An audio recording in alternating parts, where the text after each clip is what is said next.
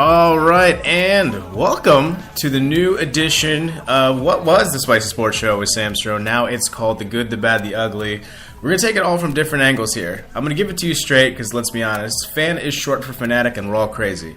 So we all have ridiculous expectations, but let's be honest, someone's got to give it to you straight, and I'm your guy.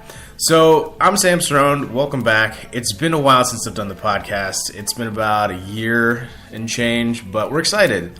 We're kind of take the format a little bit differently than we've done previously, where we just talk about sports and kind of make it a little different. Give you the good side, give you the bad side, give you what could be worst case scenario, and then obviously we have some new guests. So I wanted to bring it on. Typically I do the show with Tom Crane, but it's a little early in the morning, so it's kind of tough sometimes to get people. And so, I wanted to try a new fresh start. So I asked Sean Post to get it done. So, Sean, say hello to the pretty people. Well, hey, pretty people. How's it going? There you Excited go. to be here. Yeah. So, again, Sean, we got a lot to talk about, man. I mean, it's been quite some time since I've done the podcast, but I don't want to do stuff since it's been the last year. Just kind of want to do more recent stuff. So, NFL coaching hires, of course. What can we talk about there? New Miami coach obviously just came in the last day. Justifying Cliff Kingsbury's new hire. I don't know how possible that is, considering the coach that was there before with the rookie quarterback, all that. So we'll talk about that a little bit. Clemson football destroyed Alabama Monday night. What that means for Clemson football, and is there a decline for Alabama, if anything? Playoff pick'em. Obviously, the playoffs start today in the NFL, the divisional round. So you have the Kansas City Chiefs taking on the Indianapolis Colts in the AFC. And in the NFC, you have the Cowboys and the LA Rams. James Harden, is he going to be the MVP this year? He's on a tear after last night. 43 points and a triple-double, 141-113 win over the Cleveland Cavaliers. How good is the Houston Rockets, and could they be that team that could contend with the Warriors in the West? And then a question that was brought on to by my girlfriend. We were out at a bar, and she said the Green Bay Packers, and obviously, Sean, you're a Packers fan, so this kind of makes this good for you. So, why aren't teams owned by more people like the Green Bay Packers? It's always an interesting conversation talking about that. So, obviously, I wanted your insight and see what you could tell me more. And I believe you are a stockholder, aren't you, in the Green Bay Packers? I am. I own one proud share. See, there you go. So it's so awesome. So we'll talk about that, and then final topics, Sean, just to kind of give you what that looks like. Basically, it's just off the top, whether it's something sports related, whether it's something not sports related, it's fine. We're all out here. So we'll start it off with the coaching hires around the NFL. Primarily, I would say the one that has gotten the most beef, I would say, would be Cliff Kingsbury, the former Texas Tech head coach and former USC offensive coordinator, although really there for 2 weeks, I think, before moving to the Arizona Cardinals. You can put it on the resume. Exactly. Yeah, exactly. It's a resume thing. So as guys in their late 20s, we need everything on our resumes as much as we can. So, Sean, I mean, he was under 500 at Texas Tech, 35-40, but this is a quarterback league now, as you know, obviously being a Packers fan, and it's different now that they don't look at the record specifically, but they look at what you can develop with the most important position, possibly all the sports. Is the quarterback position, and he had Baker Mayfield for a year, and then he made Patrick Mahomes into the player that he is, and now obviously with the Kansas City Chiefs and doing well, and most likely might be the MVP this season. And now he's in Arizona, where he's taking on an Arizona Cardinals team that went 2-14 last year. They have the number 1 overall pick. They have their rookie quarterback set for now in Josh Rosen. Sean, can you justify this pick at all, or what are your thoughts behind that? Yeah, well, it's interesting you use the word justify, because this is, when we were talking about lists of topics and things, this was one I was really thinking about, like, is there an interesting angle you can go with? Because I think most people, off the bat are just kind of shaking their head in a little bit of confusion, like, does this really make sense? So I tried to, look back, and yeah, he had some success with, these good young quarterbacks that you mentioned, or, at least the ones that look good so far. But I don't know if I can justify it. I really tried to come up with one compelling argument where I'm like, if I say this, everyone's going to be like, yeah, Kingsbury was a great hire, and this is why. But I mean, you go under 500 at Texas Tech. What? I mean, yeah, I guess you get that's worthy of getting you an opportunity at USC maybe because you headed a program and then you can go be a coordinator. I don't know how that vaults you into a front runner for an NFL coaching job. Right. I don't understand how that works. You'd think that, you work your way up through college or at least become a successful college coach at a major program, like the Pete Carroll route. He was successful at USC. Granted, there were some scandals there, which is why he left in the first place, but that's for a different topic. And then he moved to Seattle and it has great success. So, and he also had NFL coaching experience, obviously, with New England prior to that. But that's just one example there. And I think it's maybe, Sean, I think the fact that they're trying to go for a guy that understands the quarterback position. Obviously he does. And, he's a good-looking guy. That AFC West is full of good-looking dudes. I mean, you got, obviously, Kingsbury. You got Sean McVay. You got Jimmy Garoppolo in San Francisco, the quarterback there. Russell Wilson's not a bad-looking guy. So it's a good-looking division out in the AFC West. But, it is. But, again, justifying Cliff Kingsbury isn't really something that most people can do. Obviously, anything is better than what they did last season under Steve Wilkes.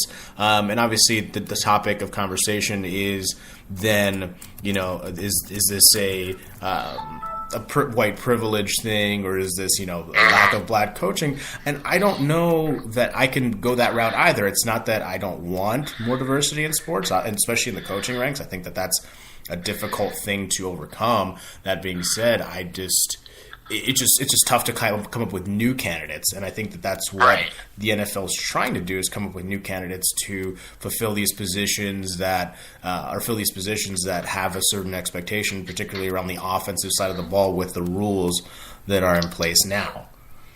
No, I agree. And, I read an article this week that really talked about coaching in general, and it was a related article to after reading about the criticism of the lack of diversity that is in the current head coaching ranks in the NFL. And, the second article I wrote or read, and sorry, I can't remember who wrote it, otherwise I'd let everyone know so they could go read it. The point was, NFL owners don't really know what they want. And that they threw out some stats that if you look over the last 5 years, the number of NFL coaches that have been hired and then fired within 3, 2, and 1 year, the numbers were astounding. So you make an excellent point where you look at that division and all these, you have some young quarterbacks or at least some interesting quarterbacks. You have coaches that have some level of personality, youth, new ideas, whatever it may be. And so is this really a case of, well, we somehow got to get in there and hope for the best? I mean, is it a dart throw? I mean, if it ends up working out for them, everyone who's talking about it now is going to look stupid. But I don't know if there's a lot of I don't know if I bet on it working out. Right. It's tough to bet, and you have to swing for the fences. Again, you realize that it didn't work under Steve Wilkes, which is okay, but you have to have a plan, and I don't know if the Cardinals do. On the other hand, there have been some interesting coaching hires. Obviously, your Green Bay Packers fired a coach mid-season for the first time in quite a long time, but brought in Titans offensive coordinator Matt LaFleur. Now, he was the offensive coordinator, again, with the Titans last season, and he had a very difficult job, which is trying to coach Marcus Mariota through a healthy season, which is already impossible, and then a very Blaine Gabbert-y type season towards the end of it. Which is, again, its own difficulties there. But as a Packers fan, I mean, what are you excited about with what Matt LaFleur brings? Again, he's another good-looking young guy. But what else does he bring to the table that they've been missing in Green Bay the last couple seasons? Yeah, no, and, I was a huge McCarthy fan, and I'm not going to say I'm not still a McCarthy fan, but, as we were talking about the Cardinals, the 2-14 Cardinals, after we lost that game, that's the straw that broke my back. That he had to go because something wasn't right. I mean, I don't care. We struggled with some injuries and such, but it's unacceptable to lose to a team that was that bad this year. So once he was out, I kind of hoped we'd finish the season on a high note, and there were moments, but we didn't quite get there. So I think what this hire does for Green Bay is it's a reset. And you look at LaFleur, and you could probably make many of the same arguments people are making against the Cardinals' new head coach, because he's young. He doesn't have a ton of history on his side of how he's been able to come in and do great things. I do think with what he had to work with in Tennessee, I'm not going to hold 1 year against him for, they weren't any impressive ranks on the offensive side, but, Marcus Mariota is not Aaron Rodgers. So I think I really see that as the difference between if Green Bay wants to go out on a limb and maybe hope to find a diamond in the rough with LaFleur, we almost have a little more room to work with than I say the Cardinals do, working with, a pretty unproven, really young quarterback over there. I think if LaFleur can come in and can get on a good page with Rodgers, then, maybe everyone just needed a fresh face, and sometimes you just need change. Right, and I mean that's fair. I think again, there's a lot of the people in the football community think LaFleur is a good guy and is very knowledgeable about the game. Again, coaching a Mariota type player is going to translate well to what Aaron Rodgers can bring to the table. Now, obviously, this show is called The Good, Bad, the Ugly, so I'm going to give you the bad and the ugly.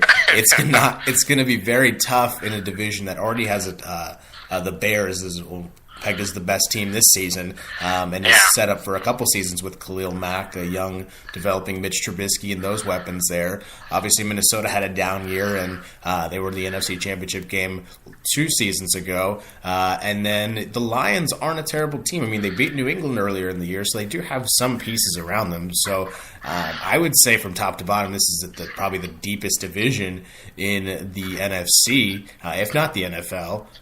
So again, they have to hit the fences, especially in year one, because obviously you're on the back end of your Rodgers' career. He invested a ton of money, so a lot of it's going to have to rely on him. And so, but you're also going to hit on those draft picks this year, especially if they're going to make an impact. The good thing, I'll give you one good thing here. I know that the offense, is a little bit inconsistent, but they've got some young receivers there. They got some talent, and so there is potential there.